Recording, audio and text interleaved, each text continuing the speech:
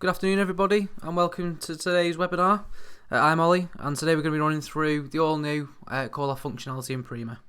If you've got any questions during or after the session, Mike will be on the live chat today, so feel free to ask away again during or after the session. Okay, so as you can see on screen now, call-off orders. I'm going to be running through step by step creating the call-offs in Prima. So the new functionality has been built into the sales order line. So before you authorise your order, you can actually determine whether it's a call-off. So in the delivery details tab, which I'll come on to, you can actually set what the quantity is and if it's going to be call off, and then from there then you can revisit that area and call off the stock according to your customer's needs.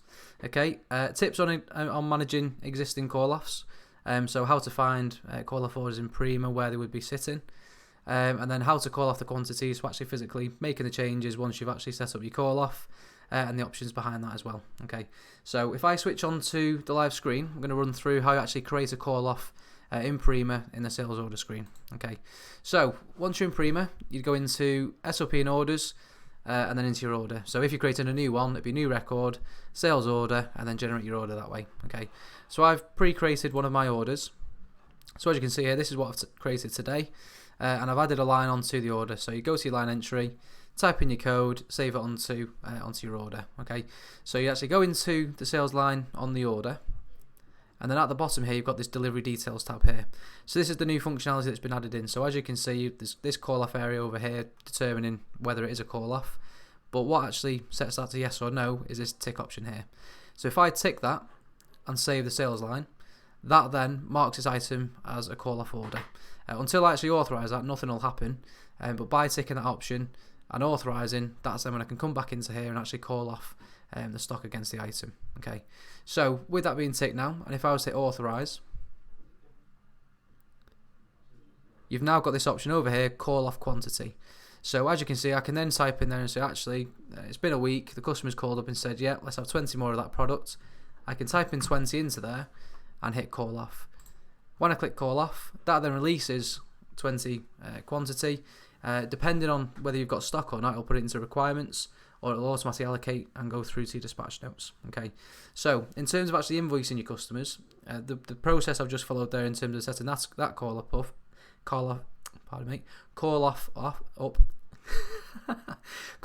up. Okay, so that's actually released 20 quantity, and then by doing that, from there, that's then going to invoice that 20 kind of one by one. Okay, if you're wanting to invoice up front, you would go into your header detail,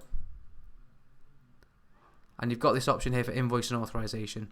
So if you are wanting to invoice your customer for the full 100, by invoicing and authorization and then ticking that and authorizing the order, that then would produce an invoice straight away. Customer's got to pay up front, and then you just call off as normal. It'd raise your purchase order if needs be, it'd allocate from stock if that's where it's coming from, and then from there then you'd have your different dispatch notes going out to your customer.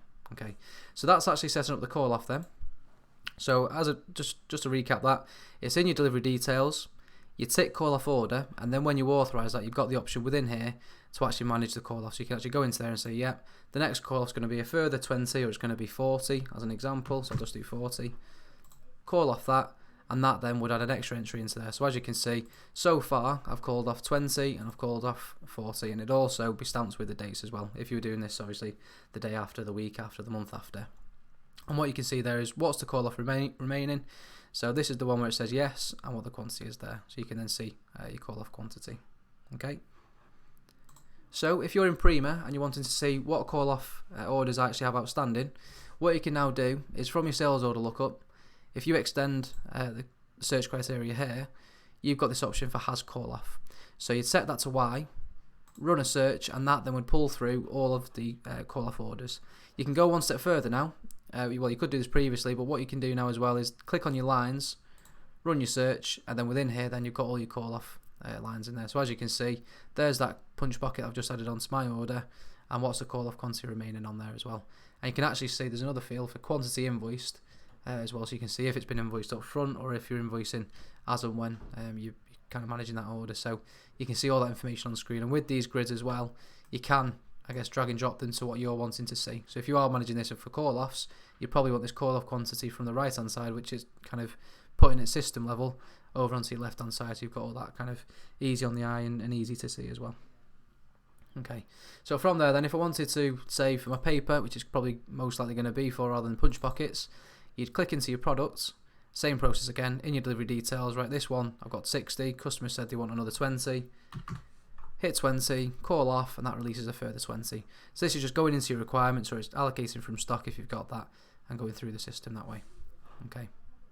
Another neat feature that's been added in from a call off perspective is, as now I've got this punch pocket on call off, if I was to add that onto a sales order, it'll prompt me that this customer has actually got that on call off.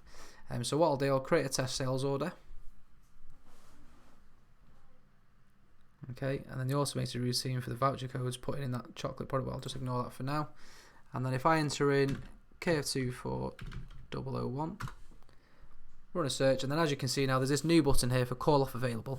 So when I'm entering this item onto my order, the system's actually saying, look, you've got something on call off here, do you want to call off? So I can say, oh yeah, that's right, I want to do that instead. I can click into call off, it'll then tell me what's available, and if I said, right, instead of me putting a new sales order on for 20, I just want to call off from what they've already paid for, or what they're going to be paying for on this order. So I can hit 20, hit call off, and that's then updating the order that's already on. So that'll then pull through that information, update the sales order that it was on, and push that through. And then from there, I guess what you'd probably want to do is close out of there and not add the item onto that sales order as well. Okay, so just to recap then, in terms of the call-offs in Prima, it's built in at sales line level. So against your item, delivery details, you've got this option for call-off order, and you come into this area if you're going to be calling off the stock. You can call off the stock from entering onto the sales order line. So that kind of line entry I just went through there. And then in terms of managing your call-offs moving forward, what you can do is SOP and orders, click on your extended search, and you've got this new option for has call-off. So you tick that as yes, run a search, and that's then in the system waiting for you. So you can look at lines, so individual items are actually on call-off, or the main, which is being the sales order that item is relating to. Okay, if you are repeatedly looking at that search, what you can do is this little head icon in the top right here, you can set up a preset filter. So rather than having to click that, and search, you can just right click, just gone to the screen, let me just make that smaller, right click, and create a new filter. So you can see I've got different filters set up here. So I create a new filter, I can set it to my default if that's what I'm always looking at, and then next time I come into the area, it's already set for me, and I don't need to do any more clicking. Okay, so that is everything. Any questions, myself and Mike will be on the live chat shortly after the session. But yeah, thank you for your time. Have a great weekend, and we'll see you next week.